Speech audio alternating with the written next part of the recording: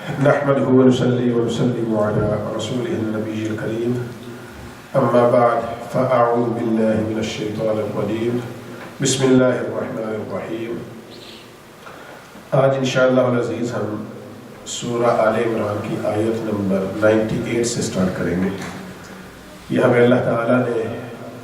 نبی پاک صلی اللہ علیہ وسلم کو ارشاد فرمایا کہ اے محمود صلی اللہ علیہ وسلم آپ ان سے سوال کیجیے، اور فرمایا قل، اے محمود صلی اللہ علیہ وسلم آپ ان سے پوچھئے یا ان سے سوال کیجیے کہ یا اہل الکتاب، کہ اے اہل کتاب، لما تکفرون بآیات اللہ، تم اللہ کی آیتوں کا کیوں انکار کرتے ہیں؟ واللہ شہید علی ما تعملون، حالانکہ اللہ تعالیٰ تمہارے تمام اعمال پر شہید ہے، گواہ ہے. اور پھر اس کے بعد فرمایا قل یا اہل الکتاب، اے محبوب صلی اللہ علیہ وسلم ان سے یہ بھی سوال کیجیے کہ لما تصدون عن سبیل اللہ، کہ تم لوگوں کو اللہ کے راستے سے کیوں روکتے ہو؟ من آمن تبغونها عوجا وانتم شہداء، کہ جو کوئی بھی ایمان لا چکا ہے تم اس کا راستہ بھی ٹیڑھا کرنا چاہتے ہو، تم اس کو بھی غلط راستے پہ چلانا چاہتے ہو. وَأَنْتُمْ شُهَدَاء، حالانکہ تم اس دین کے برحق ہونے پر خود گواہ ہو. یعنی یہ دین نبی پاک صلی اللہ علیہ وسلم لے کے آئے ہیں، دین اسلام، اس کے برحق ہونے پر وہ خود گواہ بھی ہے. اور اس کے بعد فرمایا وَمَا اللَّهُ بِغَافِلٍ عَمَّا تَعْمَلُونَ، فرمایا کہ اللہ تعالیٰ تمہارے اعمال سے غافل نہیں ہے، جو کچھ بھی تم کر رہے ہو اللہ تعالیٰ ان سے خوب باخبر ہے. یا ایھا الذین آمنوا، اب دو ان سے سوال کرنے کے بعد اللہ تعالیٰ نے ایمان والوں سے خطاب فرمایا، اور فرمایا یا ایھا الذین آمنوا، اے ایمان والو، ان تطیعوا فریقا من الذین اوتوا الکتاب، اگر تم اہل کتاب میں سے کسی ایک گروہ کی پیروی کرو گے، ٹھیک ہے، یردوکم بعد ایمانکم کافرین، تو وہ تمہارے ایمان لانے کے بعد بھی تمہیں حالت کفر کی طرف لوٹا دیں گے، تمہیں پلٹا دیں گے، گمراہ کر دیں گے. وَكَيْفَ تَكْفُرُونَ، اور فرمایا کہ تم کیسے کفر کر سکتے ہو. وَأَنْتُمْ تُتْلَى عَلَيْكُمْ آیَاتُ اللَّهِ، حالانکہ تم پر تو اللہ کی آیات کی تلاوت کی جاتی ہے، یعنی تمہاری موجودگی میں اللہ کی وحی نازل ہوتی ہے. وَفِيكُمْ رَسُولُهُ، اور تمہارے درمیان اللہ کا رسول موجود ہے، تو اس کے باوجود تم کیسے کفر کر سکتے ہو. وَمَن يَعْتَصِم بِاللَّهِ، اور فرمایا کہ جو کوئی بھی اللہ کی رسی کو مضبوطی سے تھامے رکھے گا فَقَدْ هُدِيَ إِلَى صِرَاطٍ مُسْتَقِيمٍ، تو بے شک اسی کو سیدھے راستے کی طرف ہدایت ہے. جو بھی اللہ کی رسی کو مضبوطی سے تھامے رکھے گویا کہ وہ صراط مستقیم پر ہے، سیدھے راستے پر ہے. یہ چند ایک آیات ہیں جہاں پہ اللہ تعالیٰ نے اہل کفر کو آقا کریم صلی اللہ علیہ وسلم کے ذریعے سے سوال پوچھے ہیں، اور پھر ہمیں ہدایت یہ کی ہے کہ تم ایمان لانے کے بعد کفر کی طرف لوٹ کے نہ جانا. اب اگر ان آیات کو ہم کنیکٹ کریں تو پہلی جو آیات لاسٹ تھرسڈے ہم نے پڑھی تھی جن میں بیت اللہ شریف کی بہت زیادہ فضیلت بیان ہوئی تھی، اور اس کا جائے حج اس کو بنایا جانا وہ بھی بیان ہوا تھا، اور پھر یہ بھی فرمایا گیا تھا کہ جو کوئی بھی تم میں سے صاحب استطاعت ہے اس پر اللہ کے لیے اس گھر پہ جا کے حج کرنا فرض ہے. تو یہ ساری چیزیں تھیں، اور اہل کتاب جو ہیں وہ ان چیزوں کو جانتے تھے کیونکہ ان کے پاس جو پہلے کتابیں موجود تھیں ان میں یہ ساری چیزیں پہلے ہی سے بیان کی گئی تھی. اسی لیے اللہ تعالیٰ نے جب فرمایا کہ جب تم کو علم ہے کہ اسلام ہی دین حق ہے، وَأَنْتُمْ شُهَدَاء، جو فرمایا کہ جب تم جانتے ہو کہ اسلام ہی دین حق ہے تو پھر تم اللہ کی آیات کا انکار کیسے کر سکتے ہو، اس کا کیوں کر انکار کرتے ہو. اور اگر یہ بھی اگر یہاں پہ ایک اعتراض کیا جائے کہ اللہ تعالیٰ نے، حالانکہ اللہ کی آیتوں کا انکار تو دیگر جو نان مسلم ہیں، مشرکین مکہ ہیں وہ بھی کرتے ہیں، جیسے آج کے ہندوز ہیں، دوسرے لوگ ہیں، وہ سارے کرتے ہیں، تو صرف اہل کتاب کو کیوں کر خاص کیا گیا؟ تو اس کا جواب یہ ہے کہ اللہ تعالیٰ نے تورات اور انجیل میں آقا کریم صلی اللہ علیہ وسلم کی اور دین اسلام کی حقانیت اور صداقت کو پہلے ہی سے کھول کھول کے بیان کر دیا گیا، اور یہ دو مذاہب ایسے ہیں جن کے پاس وہ دونوں کتابیں موجود تھیں۔ تو یہ ایسے لوگ ہیں جو اس چیز پہ شاہد ہیں، جن کو ہر چیز پہلے سے معلوم تھی، تو اس وجہ سے ان دو مذاہب کو اور ان کے ماننے والوں کو خطاب کیا گیا ہے، دیگر کو نہیں کیا گیا۔ اور پھر اسی طرح آقا کریم صلی اللہ علیہ وسلم کی نبوت کے متعلق ان کو جو کچھ بھی شبہات تھے ان کو اللہ تعالیٰ نے اپنی آیات کے ساتھ مزید ظاہر کر دیا تھا، ان کو واضح کر دیا تھا، اور فرمایا کہ جب ان پر حجت تمام ہو گئی ہے، اور پھر جو دیگر اب جو مسلمان ہو چکے ہیں اور اس کے بعد اگر وہ یہود و نصارہ کی پیروی کرتے ہوئے واپس کسی اور دین کی طرف پھر جائیں، تو فرمایا کہ یہ تو ایسے لوگ ہیں جنہوں نے کلمہ پڑھ لیا، دین کو جان لیا، نبی پاک صلی اللہ علیہ وسلم کی حقانیت کو مان لیا، اور اس کے بعد ان کے سامنے آیات نازل ہو رہی ہیں، ٹھیک ہے، اور ان کے درمیان میں اللہ کے رسول موجود ہیں، اس کے بعد یہ کیسے دین اسلام کو چھوڑ کے کسی اور دین کی طرف جا سکتے ہیں؟ تو یہ ساری چیزیں یہاں پہ بیان ہوئی۔ اور پھر اس آیت میں اللہ تعالیٰ کی آیتوں سے مراد یہاں پہ جو فرمایا کہ تمہیں اللہ تعالیٰ کی آیتوں کے تم خود گواہ ہو، اور اللہ کی آیتیں تم پر تلاوت کی جاتی ہے، تمہارے سامنے اللہ کی آیتیں جو ہے وہ بیان کی جاتی ہے، تو یہ ساری کی ساری چیزیں جو ہیں فرماتے ہیں کہ اس سے مراد ایک تو آقا کریم صلی اللہ علیہ وسلم کی ذات بابرکات بھی ہے، وفیکم رسول کی صورت میں، اور جتنی بھی آیات بیان کی گئی ہیں اس سے مراد آقا کریم صلی اللہ علیہ وسلم کی نبوت پر جو چیزیں دلالت کرتی ہیں، ایک تو قرآن پاک کی صورت میں، اور دوسرے وہ معجزات جو آقا کریم صلی اللہ علیہ وسلم کو عطا کیے گئے، وہ بھی اللہ کی نشانیاں ہیں، وہ بھی اللہ تعالیٰ کی طرف سے عطا کردہ دلائل ہیں، معجزات ہیں، نشانیاں ہیں، جن کی جو اسلام کی حقانیت کو اور آقا کریم صلی اللہ علیہ وسلم کی ذات کو نبی پروو کرنے کے لیے اور زیادہ وضاحت کرتی ہیں۔ پھر اس کے بعد اللہ تعالیٰ نے ارشاد فرمایا کہ اے محبوب صلی اللہ علیہ وسلم آپ ان سے پوچھئے کہ تم اللہ کے راستے سے لوگوں کو کیوں روکتے ہو، لم تصدون عن سبیل اللہ، کہ لوگوں کو اللہ کے راستے سے کیوں روکتے ہو؟ تو اب جو روکتے تھے اس کے لیے وہ کیا ہیلے بہانے کرتے تھے؟ وہ اس طرح سے کرتے تھے کہ مسلمانوں میں شکوک اور شبہات ڈالتے تھے، ٹھیک ہے، وہ کہتے تھے کہ یہ پہلے آیت نازل ہوئی تھی، اب نبی پاک صلی اللہ علیہ وسلم فرما رہے ہیں کہ یہ تو منسوخ ہو چکی ہے، اس کا حکم روک دیا گیا ہے، تو ایسی چیزیں کر کے وہ لوگوں کے دلوں میں شک ڈالتے تھے، پہلے یہ حکم آیا ہے، اب یہ اور حکم آ گیا، یہ کیسے ہو سکتا ہے، یہ پہلا حکم۔ آج کل جیسے ہوتا ہے کہ بعض اوقات کو یہ مسئلہ کسی مفتی صاحب سے لوگ پوچھ لیتے ہیں اور مفتی صاحب ان کو بتا دیتے ہیں، اور فتوے کے لیے لازم ہوتا ہے کہ احوال پوچھے جائیں، اس کی حالات سچویشن کو جانا جائے، پوچھ کے بتا دیتے ہیں، بعد میں کوئی بندہ آ کے بتاتا ہے کہ سچویشن تو اس طرح نہیں تھی، وہ تو اس طرح تھی، تو بیان ظاہر ہے جب سچویشن اور واضح ہوئی تو فتویٰ جو ہے وہ بدلے گا،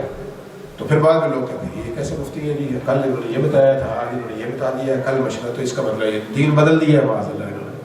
تو ایسا نہیں ہوتا ہے، حالات کے مطابق۔ آقا کریم صلی اللہ علیہ وسلم کے دور مبارک میں تو وہی نازل ہو رہی تھی، تو اگر کوئی چیز جو ہے سچویشن کے مطابق چینج ہوتی تھی تو اللہ تعالیٰ نے فرمایا، پہلے اس بارے میں آیت بھی ہے، اللہ تعالیٰ نے فرمایا کہ مَا نَنسَخْ مِنْ آیَةٍ أَوْ نُنْسِهَا ثُمَّ نَأْتِ بِهَا، کہ ہم کوئی بھی آیت جو ہے یا تو اس کو ہم منسوخ کر دیتے ہیں یا پھر اس سے بہتر کوئی اور آیت لے آتے ہیں یا اس کی مثل کوئی اور آیت لے آتے ہیں۔ تو یہ جیسے کہ لاسٹ تھرسڈے بھی غالباً ہم نے ذکر کیا تھا کہ وہ جو آیت ہے جس میں مسلمانوں کو کہا گیا تھا کہ یا ایھا الذین آمنوا لا تقربوا الصلاۃ وانتم سکارى، کہ حالت نشہ میں تم نماز کے قریب نہ جاؤ۔ تو اگر ایسی آیت جو ہے یہ چونکہ پہلے نازل ہوئی تھی جب ابھی تک شراب کی حرمت نہیں آئی تھی، ٹھیک ہے، تو تب تک اور یکدم شراب کو حرام کرنا یہ اسلام کی حکمت کے خلاف تھا، چونکہ ابھی لوگوں پہ بہت زیادہ پابندیاں ایک ہی مرتبہ ڈال دی جائے تو ظاہر ہے ان کا اسلام کی طرف مائل ہونا مشکل ہوتا ہے۔ تو سٹیپ بائی سٹیپ جیسے جیسے لوگ آتے گئے اللہ تعالیٰ اسی طرح سے احکام ان کے لیے نازل فرماتے گئے۔ تو جیسے ہی شراب کا حکم آیا تو وہ لوگوں نے احادیث میں ہے کہ ان ساروں نے جس کے گھر میں جو بھی تھا پورے پورے برتن انہوں نے باہر گلیوں میں پھینک دیے تھے اور بہا دیے تھے، تو اس طرح کی صورتحال بنی تھی۔ لیکن وہ جیسے ہی حکمت سے اب وہ پہلی والی جیسے ہی آیت منسوخ ہوئی تو کوئی بندہ آ کے کہہ دے کہ یہ کیسا اسلام ہے، کل تک تو کہہ رہے تھے کہ ٹھیک ہے آپ پی سکتے ہیں لیکن نماز کے پاس آئیں، اب یہ کہہ رہے ہیں کہ آپ شراب پی نہیں سکتے، تو ایسے حیلے اور حجتیں اور بہانے کر کے وہ اہل اسلام کو اسلام کی مخالفت میں ڈالتے تھے اور گمراہ کرنے کی کوشش کرتے تھے۔ پھر اسی طرح وہ یہ بھی اس بات سے بھی انکار کرتے تھے کہ تورات میں آقا کریم صلی اللہ علیہ وسلم کی نبوت کی کوئی نشانی ہے یا کوئی آیات ان کے بارے میں نازل ہوئی ہے، تو اس سے وہ صاف انکار کرتے تھے، حالانکہ ان کو پتہ تھا کہ تورات میں پھر اسی طرح انجیل میں آقا کریم صلی اللہ علیہ وسلم کی نبوت پر اور آپ کے آخری نبی ہونے پر یہ ایک ایسی چیز ہے جب سے اللہ تعالیٰ نے دنیا تخلیق کی ہے، جتنے انبیاء کرام علیہ السلام اس دنیا میں تشریف لائے ہیں ان سب نے یہ اپنی امتوں کو بتایا ہے کہ ایک نبی ایسے آئیں گے جو آ کے دین کی سربلندی کے لیے، کیونکہ ان سے وعدہ لیا گیا تھا، ان سے وعدہ لیا گیا تھا وَإِذَا أَخَذَ اللَّهُ مِيثَاقَ النَّبِيِّينَ کی صورت میں، کہ ان سے وعدہ لیا گیا تھا کہ جب بھی تمہارے درمیان میرا رسول آ جائے تو یہ جو بھی نبی دنیا میں آتے تھے وہ اپنی امتوں کو یہ بتا کے جاتے تھے کہ جیسے ہی وہ رسول آخر الزمان تشریف لائے تو آپ نے ہماری پیروی کو چھوڑ کے اس کی پیروی کرنی ہے۔ تو یہ کیسے ہو سکتا ہے کہ تورات اور انجیل اور دو بڑے مذاہب جو ہیں ان کی کتابوں میں یہ بات موجود نہ ہو؟ تو وہ اس کو چھپاتے تھے اور انکار کرتے تھے۔ تو ایسا ہوتا یہ تھا، یہ اتنے بدبخت تھے کہ جب ان سے ان کے لوگ جا کے پوچھتے تھے کہ یہ جو نشانیاں بیان کی گئی ہیں یہ پھر کس شخصیت کے بارے میں ہے، اگر یہ نبی آخر الزمان کے بارے میں نہیں تو وہ ساری کی ساری صفات جو ہے وہ دجال کے بارے میں بیان کرتے ہیں۔ تو اتنے بدبخت تھے۔ تو اسی وجہ سے یہود جو ہے ان کے بارے میں کہا جاتا ہے کہ یہ اپنا آخری مسیحا جو ہے وہ دجال کا اس کا انتظار کرتے ہیں، وہ کیونکہ وہ ان کی طرف سے لڑے گا نا، حضرت عیسیٰ علیہ السلام حضرت امام مہدی جو ہے ان کا مقابلہ کریں گے تو وہ ان کی طرف سے لڑے گا، تو ان کے دین کی بظاہر سربلندی ہوگی، بیسیکلی تو کیا اسلام کی مخالفت میں وہ آئے گا، تو وہ اس سے ظاہرہ خوش ہوں گے۔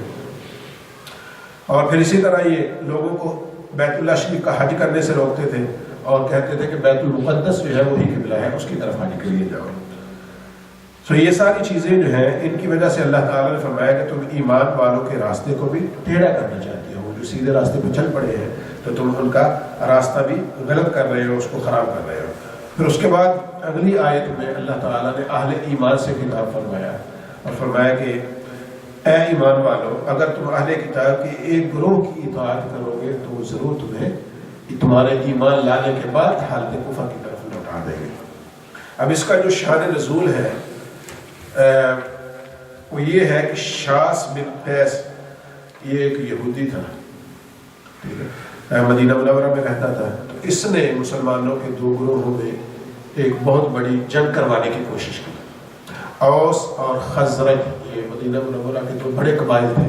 اور یہ آپ کہہ لیں کہ سال ہر سال سے ان کے درمیان میں جنگیں جاری تھیں۔ حفیظ جلندری نے بھی غالب کے بارے میں کہا ہے نا کہ وہ ایسے لوگ تھے کہ کہیں گھوڑا آگے بڑھانے پہ جھگڑا، کہیں پانی پینے پلانے پہ جھگڑا، تو یوں ہی ہوتی رہتی تھی تکرار ان میں، یوں ہی چلتی رہتی تھی تلوار ان میں۔ یہ ایسے لوگ تھے اتنی چھوٹی چھوٹی باتوں پہ قتل و غارت کیا کرتے تھے۔ یہ وہ والے لوگ تھے جو جب حضور صلی اللہ علیہ وسلم مدینہ گئے تھے تو ان نے اسلام نہیں مانا تھا اور ان کے خلاف کھڑے ہوئے تھے؟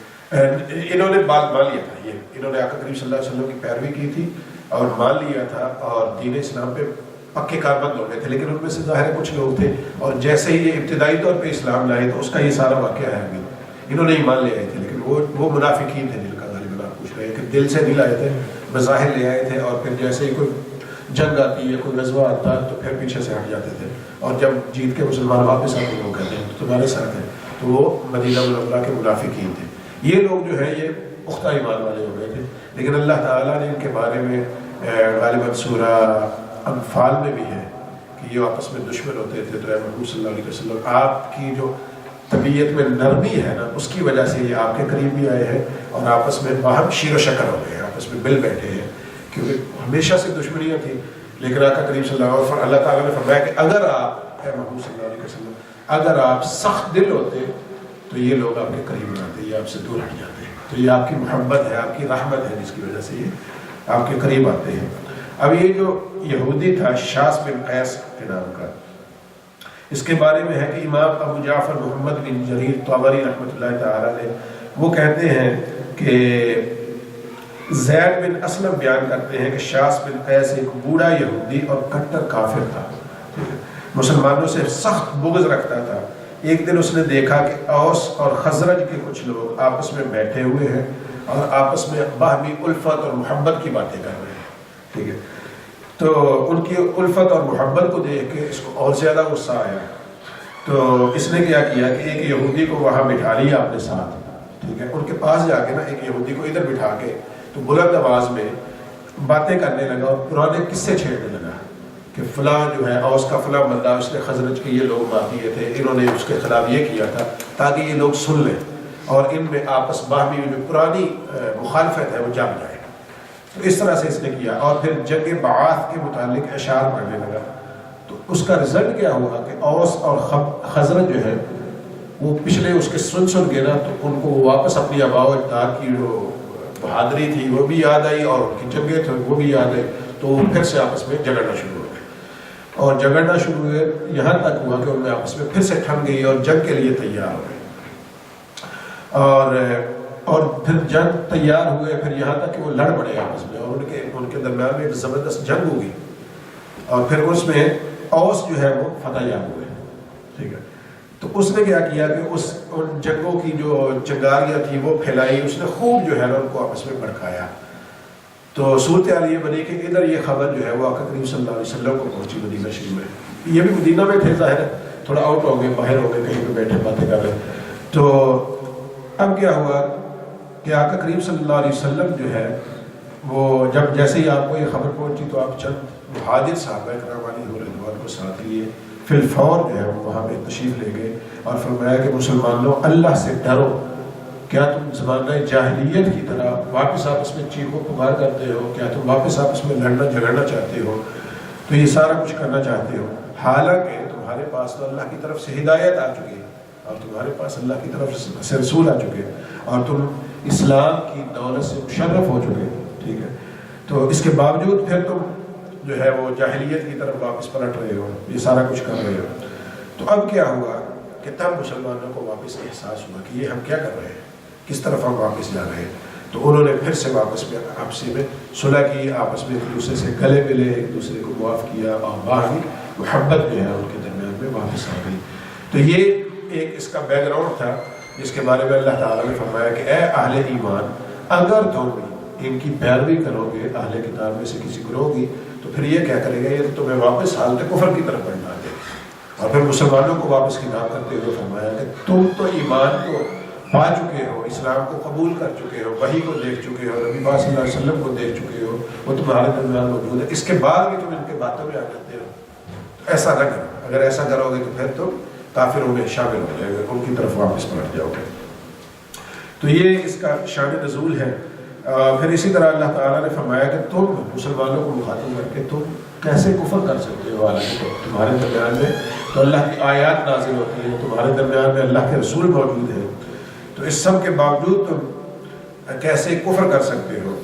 تو اس آیت میں بیسیکلی یہ بتایا گیا ہے کہ مسلمانوں کا کفر کی طرف لوٹنا دو وجہ سے بہت بعید ہے. ایک تو یہ کہ ان کے درمیان اللہ کا قرآن موجود ہے جو ان پر آیات کی صورت میں نازل ہوا, اور دوسرا یہ کہ ان میں اللہ کے رسول موجود ہیں جو ان کو تبلیغ کرتے رہتے ہیں, اور قرآن مجید کا نازل ہونا یہ ایک معجزہ ہے, اور رسول اللہ صلی اللہ علیہ وسلم نے یہ ایک ایسا معجزہ ہے جس کے بارے میں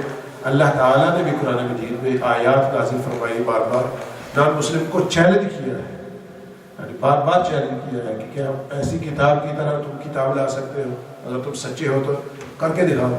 اور پھر فرمایا کہ 10 صورتیں ہی لے آؤ, پھر فرمایا کہ 10 صورتیں نہیں تو ایک صورت ہی لے آؤ, پھر فرمایا کہ ایک صورت بھی نہیں تو کم از کم ایک آیت ہی اس کی مثال لانا, تو نہیں لا سکتے. فرمایا تھا فَإِن لَمْ تَفْعَلُوا وَلَن تَفْعَلُوا فَاتَّقُوا النَّارَ الَّتِي وَقُودُهَا النَّاسُ وَالْحِجَارَةُ. اگر تم ایسا نہیں کر سکے, اور پھر اللہ نے ساتھ ہی فرما دیا تم ہرگز ایسا نہیں کر سکو گے, فرمایا کہ اس آگ سے ڈرو جس کا ایندھن انسان اور پتھر ہے, اعدت للکافرین, جو کہ کافروں کے لیے تیار کی گئی ہے. اب اس آیت کو اگر ہم دیکھیں اور اس چہرے کو دیکھیں جو آقا کریم صلی اللہ علیہ وسلم نے بار بار ان سے کیا ہے, اور آج کے دور کی ترقی ہم دیکھ لیں کہ جس دور میں ہم بیٹھے ہیں, اے آئی اور کیا کیا چیزیں آ چکی ہیں, کیا کوئی بندہ پوری کوشش آج کے دن میں بھی کر لے اور اے آئی سے بھی ہیلپ لے لے, کیا ممکن ہے کہ کوئی بندہ قرآن پاک کی مثل ایک سورت لا سکے؟ تو ابھی بھی ممکن نہیں ہے. یہ کیونکہ قرآن نے جو چیلنج کیا ہے یہ کسی طرح بھی فلفل نہیں کر سکیں گے، کیونکہ جو میننگ ہے اس کا جو پیچھے بیک گراؤنڈ ہے اگر وہ بنا بھی لائے، ایسے کیسے لوگوں نے کوشش کی تھی، یعنی غالباً مسلمہ کذاب تھا یا متنبی تھا جس نے کوشش کی تھی اور اس نے آیات بنا لی تھی معاذ اللہ، القاریہ ملقاریہ کے مقابلے میں اس نے کہا الفیل ملفیل وما ادراک ملفیل، کہ ہاتھی ہے، ہاتھی کیا ہے، تم کیا جانو ہاتھی کیا ہے؟ تو لوگ اٹھ کے کھڑے ہوئے، انہوں نے کہا ہم جانتے ہیں ہاتھی کیا ہے، ایک جانور ہے، اس کے پاؤں ہے، اس کے کان ہے، اس کا، یہ کیا بات کر رہے ہیں؟ تو اپنی طرف سے اس نے بڑی کوشش کی، تو الٹی ضلالت ہوئی اس کی، کیونکہ میننگ اللہ تعالیٰ نے القاریہ میں دہلا دینے والی، دل دہلا دینے، یہ قیامت کا ذکر ہے، ایک ایسی چیز ہے جو کسی نے دیکھی نہیں ہے، اور اس کی ہیبت کو واضح کرتے ہوئے اللہ تعالیٰ نے فرمایا القاریہ، کہ دل دہلا دینے والی چیز کیا ہے، اور پھر پڑھنے والوں کو ہم سب کو خطاب کرتے ہوئے فرمایا کہ آپ کیا جانو کہ وہ دل دہلا دینے والی چیز وہ قیامت ہے، وہ کیا چیز ہے، دہشت زدہ کر دے گا۔ کوئی بھی چیز دنیا میں جو انسان ہے اس کا تخیل جو ہے وہ اسی چیز تک جا سکتا ہے جو اس نے دیکھ رکھی ہو، اس نے سن رکھی ہو، تو یہ جتنے وہ لوگ ہیں جیسے ہی وہ اس پہ اپلائی کرنے کی کوشش کرے گا، لائے گا، تو ظاہر ہے وہ فلفا ثابت ہو جائے گا کہ یہ سراسر جھوٹ ہے، یہ خود سے گڑی گئی ہے، یہ کلام اللہ نہیں ہے۔ تو یہ ساری چیزیں جو ہے فرمایا کہ اللہ کے رسول کی موجودگی میں اور اس کی آیات کے نزول کی موجودگی میں تم کفر کی طرف کیسے جا سکتے ہو۔ تو یہ چند ایک چیزیں ہیں ان آیات میں۔ اس کے بعد اللہ تعالیٰ نے ارشاد فرمایا یا ایھا الذین آمنوا اتقوا اللہ حق تقاتہ ولا تموتن الا وانتم مسلمون، فرمایا اے ایمان والو اللہ سے ڈرو حق تقاتہ، جیسا کہ اس سے ڈرنے کا حق ہے اس طرح اس سے ڈرو، ولا تموتن، اور فرمایا کہ تم ہرگز نہ مر جانا، الا وانتم مسلمون، سوائے اس حال میں کہ تم مسلمان ہو، یعنی ہمیشہ یہ کوشش کرنا کہ تمہارا خاتمہ جو ہے وہ ایمان پر ہو، ہمیشہ اللہ سے ڈرتے رہنا اور خاتمہ بالایمان تک جو ہے اسی راستے پہ رہنا۔ اور اس کے بعد فرمایا وَاعْتَصِمُوا بِحَبْلِ اللَّهِ جَمِيعًا، فرمایا کہ تم سب مل کر اللہ کی رسی کو مضبوطی سے تھامے رکھو، وَلَا تَفَرَّقُوا، اور تفرقہ میں نہ پڑو، وَاذْكُرُوا نِعْمَةَ اللَّهِ عَلَيْكُمْ، اور فرمایا کہ اپنے اوپر اللہ کی نعمتوں کو یاد کرو، اذ کنتم اعداء، جبکہ تم دشمن تھے، فألف بکم، تو اللہ تعالیٰ نے تمہارے دلوں میں محبت ڈال دی، فاصبحتم بنعمتہ اخوانا، تو تم اس کے کرم سے، اس کی نعمت سے آپس میں بھائی بھائی ہو گئے، وکنتم علی شفا حفرۃ من النار، اور تم دوزخ کے گھڑے کے کنارے پر تھے، فَأَنْقَذَكُمْ مِنْهَا، تو اس نے تم کو اس سے نجات دے دیا، اس سے واپس کھینچ لیا،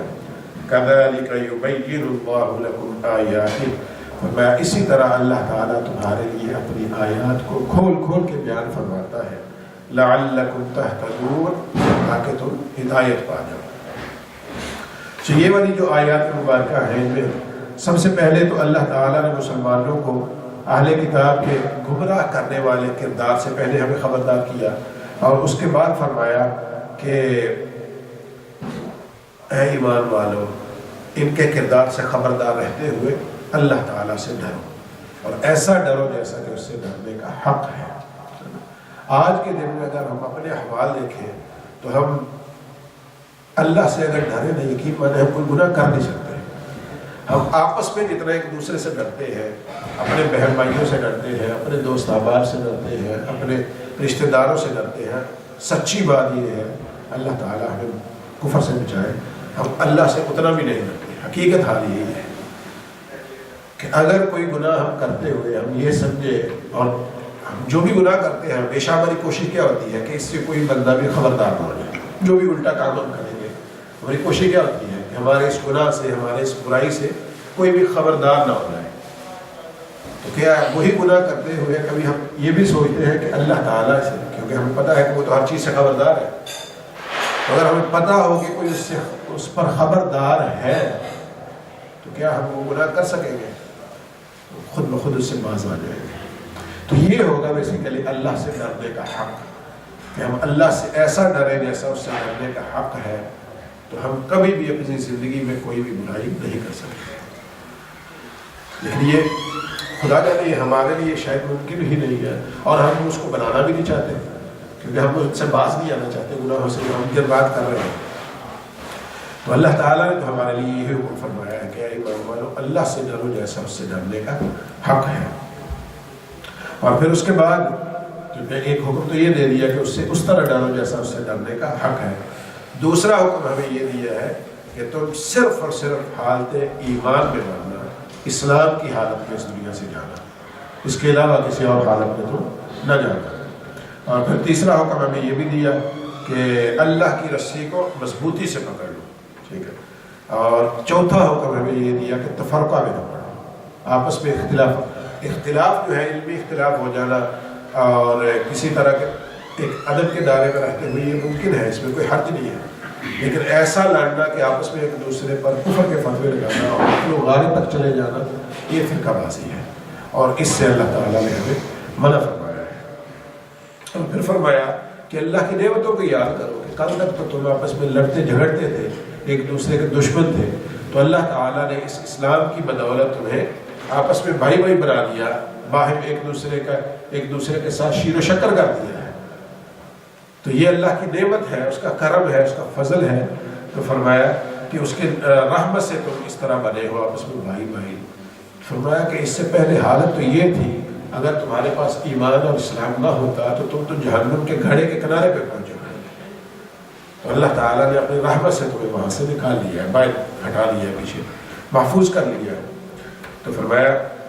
کہ اس سب کے باوجود کیوں کر ممکن ہے کہ تم آپس میں لڑو جھگڑو اور یہ سارا کچھ کرو؟ فرمایا کہ یہ اللہ کی ایسی نشانیاں ہیں جو وہ کھول کھول کے بیان فرماتا ہے۔